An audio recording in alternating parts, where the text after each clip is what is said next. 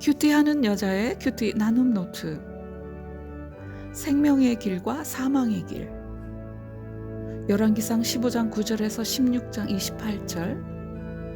북이스라엘의 초대왕 여로보암의 아들 나답이 이스라엘의 왕이 되어 2년 동안 다스렸습니다.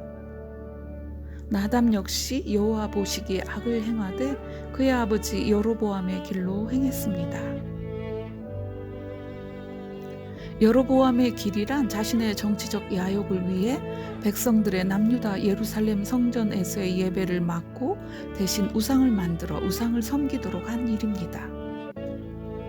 여로보암이 우상 제도에 심혈을 기울인 이유는 북이스라엘 백성이 하나님에 대한 열망으로 예루살렘으로 가서 예배드리는 것을 막기 위해서였습니다.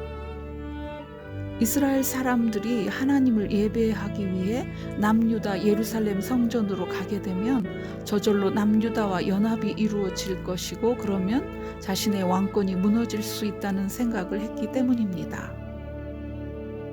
북이스라엘의 바하사 왕이 훗날 라마를 건축하여 남유다와의 교류를 차단하려는 이유도 이와 같았습니다. 예루살렘 성전은 지어진 지 얼마 되지 않았고 이스라엘 백성은 비록 정치적으로는 분열되었어도 신앙적으로는 하나 되어 아름답게 지어진 예루살렘 성전에서 함께 예배드리기 원했습니다. 그리고 한 곳에서 다 함께 예배드리는 것이 하나님의 뜻이기도 했습니다. 하나님께서는 여로보암의 이런 불안한 마음을 미리 헤아리시고 한 약속을 주셨습니다.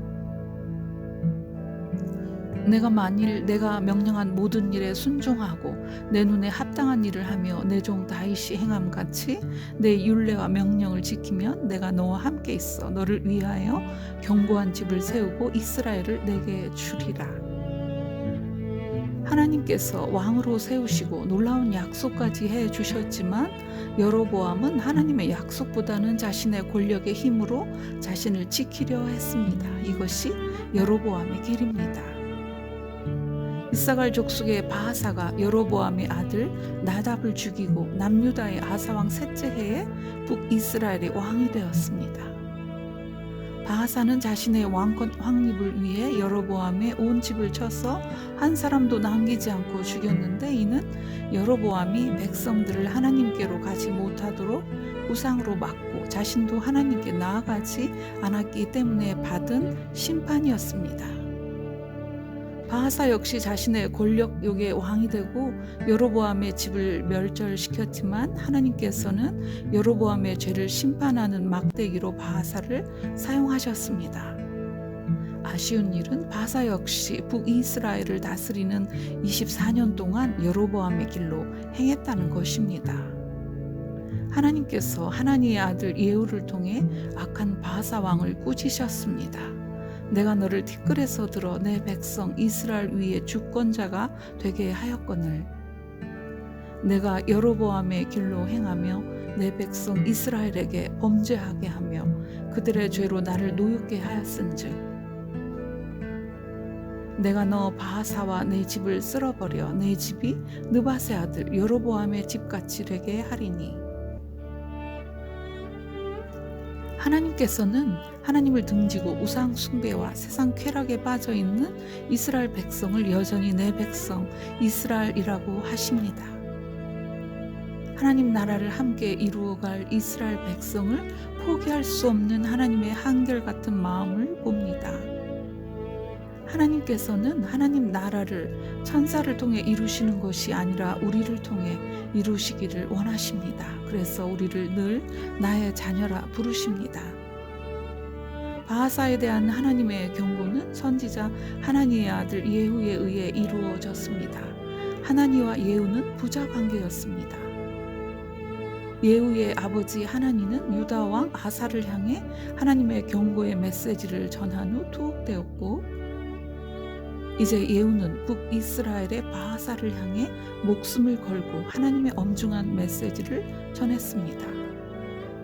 하나니와 예후 이 부자의 사역은 목숨을 걸고 하나님의 뜻을 전하는 일이었습니다. 예후의 선지자 역할의 상속은 고난의 상속이었기에 오늘날 대형 교회의 리더십 상속을 부끄럽게 합니다.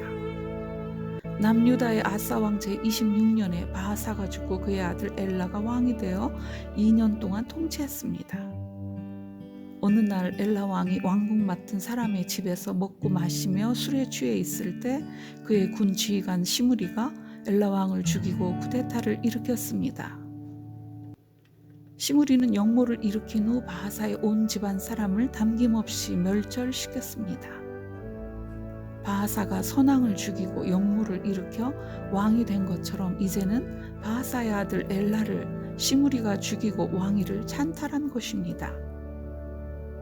바하사와 엘라는 여로보암 집에 임한 하나님의 심판을 보며 자신들도 하나님 앞에 믿음으로 바로 서지 않으면 여로보암 집처럼 될 수 있다는 것을 왜 몰랐을까요?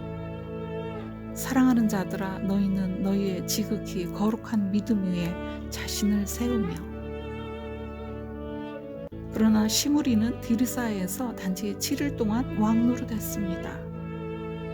백성들이 시므리가 왕을 죽였다는 소식을 듣고 군 지휘관 오므리를 왕으로 추대하고 시므리가 있는 디르사 궁을 공격했습니다. 시므리는 자신에게 불리하게 전개되는 상황을 알고 아름다운 왕궁을 다른 왕에게 넘겨주기 싫어서였는지 왕궁에 불을 지르고 그 불길 속에서 삶을 마무리했습니다.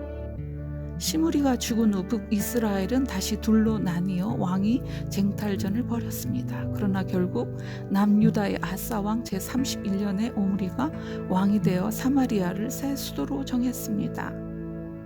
오므리는 왕이 된 후 이전의 여로보암 가문과 바하사 가문의 왕들 그 누구보다 자신의 권력을 위해 하나님을 등지고 우상을 장려하는 악한 정책을 펼쳤습니다.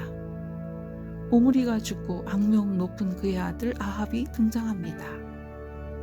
이처럼 북이스라엘은 남유다의 아사 왕이 통치하는 동안 4왕조와 5왕이 등장하는 격동과 혼란의 시대를 보냅니다.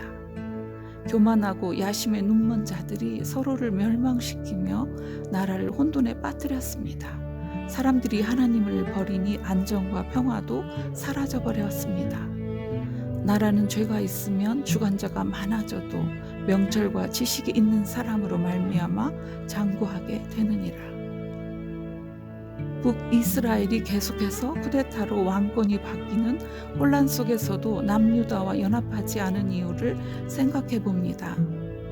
남유다와 북이스라엘로 분열된 이유에서 그 원인을 찾을 수 있습니다. 북이스라엘이 다윗 왕가를 떠난 이유는 그들이 감당해야 할 세금과 노역이 너무 무거웠기 때문입니다. 북이스라엘은 반복되어지는 쿠데타로 인한 혼란 속에서도 남유다의 절대적이며 전제적인 폭정의 아픈 기억을 간직하고 있었기에 남유다로 돌아가지 않았습니다. 이스라엘 백성은 이런 역사적 혼란 속에서 진정한 왕은 왕정 제도로 세워진 왕이 아니라 오실 메시아인 것을 배워갑니다. 결국 이스라엘 백성이 집요하게 왕을 요구해서 왕정 제도가 생겼지만 왕정 제도가 하나님의 방법이 아닌 길로 나아가 이스라엘이 분열했고 우상의 세계에 빠졌습니다. 이제 왕은 하나님의 방법으로 통치하느냐, 자신의 야망을 위해 우상을 이용한 세상 방법으로 통치하느냐에 따라 다윗의 길과 여로보암의 길로 나누어집니다. 그 길은 다시 생명의 길과 사망의 길로 나누어집니다.